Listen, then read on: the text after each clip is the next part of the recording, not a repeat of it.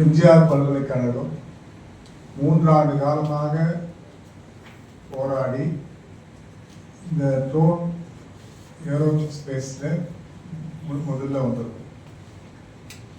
எனக்கு தெரிஞ்சு இந்தியாவில் முதல் பல்கலைக்கழகம் இதுதான் நினைக்கிறேன். அதில் நம்முடைய வீர் அவர்கள் அகமதாபாத்திலிருந்து 20 ட்ரோனுக்கு இப்போ ஆர்டர் கொடுத்து செக் கொடுத்துருக்காரு. இந்த ஆண்டு 200 ட்ரோன் வேணும்.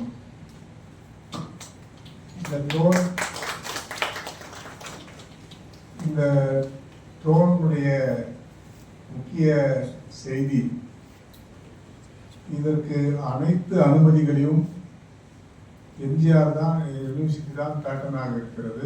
ரிசர்ச் சென்டர் அவங்க தான் லென்ஸ் டெக்னாலஜி ப்ரொடக்ஷன் பண்ணுறாங்க. இது இந்தியாவில் இருக்கின்ற அத்தனை விவசாயிகளுக்கும் சமர்ப்பணம். ஒரு 15 ஏக்கருக்கு நெல் விதைக்கணும்னா 30 நிமிஷத்தில் விதைச்சிடலாம். அதே போல் யூரியா போடணும், 15 நிமிஷத்தில் 10 ஏக்கராக பண்ணிட முடியும். அதுபோல் மற்ற தெளிப்பான்கள் போடணும், இதெல்லாம் யாரும் இல்லாமல் ஒரே ஒருத்தர், அதோட எல்லாமே ஆட்டோமேஷனில் பண்ணியிருக்காங்க. நம்ம விஞ்ஞானிகள் அனைவரையும் நான் மனதார பாராட்ட கடமைப்பட்டிருக்கிறேன். இதில் ஹைதராபாத் இதில் பூச்சி மருந்தும் தெளிக்க முடியும், யூரியா போன்ற மருந்துகளையும் தெளிக்க முடியும், விதையும் விதைக்க முடியும். இது விவசாயிகளுக்கு ஒரு வரப்பிரசாதம். ஒரு கிராமத்துக்கு 2 அல்லது 3 இருந்தாவே ஒரு 2000 ஏக்கராக்கு அவங்க இதை யூஸ் பண்ணிக்குவாங்க. எல்லாரும் ஒவ்வொரு வீட்டுக்கு இதை வாங்கணும்னு ஒன்றும் கிடையாது. ஒரு கிராமத்துக்கு 2 இருந்தாவே எல்லாருக்கும் போதும். அது போன்ற ஒரு வசதியை ஏற்படுத்தியிருக்காங்க. இதில் நம்முடைய ஏஆர்ஐ இதில் இருக்காங்க, அப்துல் கலாம் ஆண்டர்பிரினர்ஷிப் கமிட்டி இங்கே இருக்குது. அதே போல் இப்போ ஏரோஸ்பேஸ் இதில் பண்ணியிருக்காங்க. விரைவில் எம்ஜிஆர் பல்கலைக்கழகம் ராக்கெட்டை லான்ச் பண்ண போகிறோம். அது ஃபிஷரிஸ்க்காக, மீனவர்களுக்காக அதை பண்ணுறோம். ஆள் இல்லாத விமானம்னு இப்போ இதை சொல்கிறாங்க. ஆள் இல்லாத விமானம், இந்த ஆள் இல்லாத விமானம் பல காரியங்களை செய்யக்கூடிய வல்லமை பெற்றதாக இருக்கு. இனி சுருக்கமாக சொல்ல போனால் எதிர்காலம் ட்ரோன் மயமான காலமாகத்தான் இது இருக்கும். இப்போ இதில் இப்போ ஒரு தீயணைப்பு 10வது மாடி 12வது மாடியில் போக முடியாத இடங்கள்லாம் கூட இந்த ட்ரோனை வச்சு தீய அணைக்க முடியும். அதே போல் உயிர் பாதுகாப்பு, அதே போல் பாதுகாப்பு துறையிலும் இதை பயன்படுத்த முடியும். ஒரு சில ஃபாரின்லாம் இம்மீடியட்டாக மாற்று உறுப்புகளை அனுப்புறதுக்கு இதை யூஸ் பண்ணுறாங்க. அதனால் இது பல்வேறு தரப்பான நல்ல பணிகளை இந்த ட்ரோன் செய்து வனத்துறையில் ஏதாவது காணவில்லைன்னாலும், ஒருத்தரை பிடிக்கணுன்னாலும் வனத்துறையாக அதை பயன்படுத்துவாங்க. அதே போல் கண்காணிப்புக்கும் இது பயன்படும். இது போன்ற பல்நோக்கு தொடர்பு கொண்ட இந்த ட்ரோன் இந்த எம்ஜிஆர் பல்கலைக்கழகத்தில் முதலாக இந்த நாட்டுக்கு சமர்ப்பிக்கிறோம். இதில் நம்ம வீர் 200 கேட்டார். இப்போ அடுத்து எம்ஜிஆர் பல்கலைக்கழகத்தோட நாங்கள் சென்ற வாரம் உட்கார்ந்து எல்லா விஞ்ஞானிகளோடு பேசி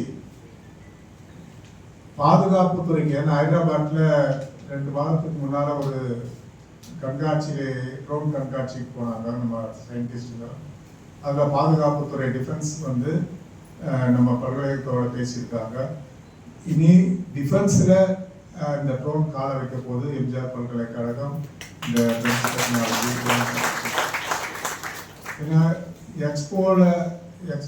டிஃபென்ஸ் எக்ஸ்போ கிட்டத்தட்ட 6 இடத்துல நடந்தது. 6 இடத்துலையும் டிஃபென்ஸ் எக்ஸ்போவில் 6 ப்ராஜெக்டை சப்மிட் பண்ண ஒரே பல்கலைக்கழகம் இந்தியாவில் எம்ஜிஆர் பல்கலைக்கழகம். அதான் அந்த பேஸ்லையும் ட்ரோனுடைய பவரையும் பார்த்துட்டு, டிசைனையும் பார்த்துட்டு பாதுகாப்புத்துறையில் கூப்பிட்டு நம்ம விஞ்ஞானிகளை பேசியிருக்காங்க. அதனால் வந்து பாதுகாப்புத்துறைக்கு இனிமேல் இந்த ட்ரோன் பயன்படுத்தப்படும். இதற்கு டிசைன் விரைவில் வடிவமைச்சு லான்ச்சர்லேருந்து ராக்கெட் லான்ச்சர்லேருந்து என்னென்ன அதில் எடுத்து போக முடியுன்றதெல்லாம் நம்ம பல்கலைக்கழகத்தினுடைய டீம் வந்து இதை செஞ்சு கொடுப்பாங்க. இது வந்து எதிர்காலத்தில் வந்து வார்னு இப்போ நீங்கள் இப்போ ரீசெண்ட் வார் பார்த்துருப்பீங்க. இந்த ரீசெண்ட் வாரில் யாரும் ராணுவ வீரர்கள் சாகலை. பாகிஸ்தான் பக்கமும் சாகலை, நம்ம இதுலேயும் பாதிப்பு இல்லை. என்ன காரணம்னா ட்ரோனை பயன்படுத்திட்டாங்க. ட்ரோனை பயன்படுத்துறதுனால இது வந்து எளிதாக ஆகி போச்சு. ஒரு ட்ரோன் தான் சுட்டு வீழ்த்திடலாமே தவிர ஆளுக்கு பர்சனுக்கு பாதிப்பு கிடையாது, மிகப்பெரிய இராணுவ தளவாடங்களுக்கு பாதிப்பு கிடையாது. அதனால் இனி எதிர்காலமே ட்ரோன் மயமான எதிர்காலமாக இராணுவத்துறையில் நிச்சயமாக இது வரும். அதனால் இது இராணுவத்துறைக்கு இதை நம்ம அடுத்த கட்டத்துக்கு பல்கலைக்கழகம் கொண்டு போகணும் என்ற நல்ல செய்தியை சொல்லி இங்கே வந்து டிஜிசிஏல அப்ரூவல் வாங்கியிருக்காங்க, ஆர்பிடிஓவில் வாங்கியிருக்காங்க, பிஜிஆர்ஏல வாங்கியிருக்காங்க. எல்லா அனுமதியும் இந்திய அரசாங்கத்தினுடைய அத்துணை அனுமதியும் பெற்று இதை வந்து முதல்ல விவசாயிகளுக்கு சமர்ப்பிக்கிறோம். அடுத்து டிஃபென்ஸுக்கு இதை அடுத்த கட்டமாக இதை நாங்கள் நகர்த்துகிறோம். அவங்க எதிர்கால இதில் எம்ஜிஆர் பல்கலைக்கழகத்தினுடைய பங்கு, இதனுடைய டிசைன் வடிவமைப்பு, இது வந்து மிகப்பெரிய அளவில் நம்ம டிஃபென்ஸில் இது பார்ட்டிசிபேட் பண்ணுன்ற நம்பிக்கை எங்களுடைய விஞ்ஞானிகள் மீது நம்பிக்கை வச்சு இதை வருகை தந்து இந்த ஆர்டர் கொடுத்த வீர் அவர்களுக்கு என்னுடைய வாழ்த்துக்களையும் நன்றியும் தெரிவித்துள்ளேன். அதே போல இன்னொரு நல்ல செய்தி என்னன்னா, இதை ஆப்ரேட் பண்ணுறதுக்கு ஒரு ட்ரைனிங் இருக்கு. அந்த ட்ரைனிங்கும் எம்ஜிஆர் பல்கலைக்கழகம் ஒரு டிப்ளமோ மூலமாக ஆப்ரேட்டர்களை இதை வந்து கொண்டு சொல்லப்படும். அடுத்து இந்த எதிர்காலமே இந்த ட்ரோன் மயமாக இருக்க போதுன்ற இதனால ஒரு 3 years diploma R BSc degree இதை எம்ஜிஆர் பல்கலைக்கழகம் கொண்டு வரணும். அதில் வந்து ஆப்ரேஷன்லேருந்து டெக்னாலஜிலேருந்து ரிசர்ச் ஆக்டிவிட்டீஸ்லேருந்து இன்னும் ட்ரோனில் என்னென்ன மாடிஃபிகேஷன் பண்ண போகிறோம் இதெல்லாம் வந்து ஒரு பாடமாக எம்ஜிஆர் பல்கலைக்கழகம் இது ஒரு பாடமாக கொண்டு வரணும்னு பிரசிடென்ட் அருண்குமார் அவர்களை நான் இதை கேட்டுக்கிறேன். அதாவது வந்து வேலை வாய்ப்பு அதிகமாக இருக்கும். எங்கே இப்போ ஒரு விவசாயிக்கு இந்த ட்ரோன் போனால் ஒரு ஆப்ரேட்டர் கண்டிப்பாக வேணும். இந்த ஆப்ரேட்டர் வேணுங்கும் போது ஆப்ரேட்டர்களை நம்ம தயார் பண்ணி கொடுக்கணும். நம்ம அவங்களுக்கு செயல்படுத்தி அவங்க இதை திறனை மேற்கொண்டு அவங்க நாட்டுக்கு கொடுக்கணும். அதே போல் எல்லா துறையிலையும் சரி, பணத்துறையாக இருக்கட்டும், இதுவாக இருக்கட்டும், எல்லா துறையிலும் இந்த ட்ரோன் தேவை. இந்த ட்ரோனுக்கு வேண்டிய ஆப்ரேட்டர்கள் தேவை.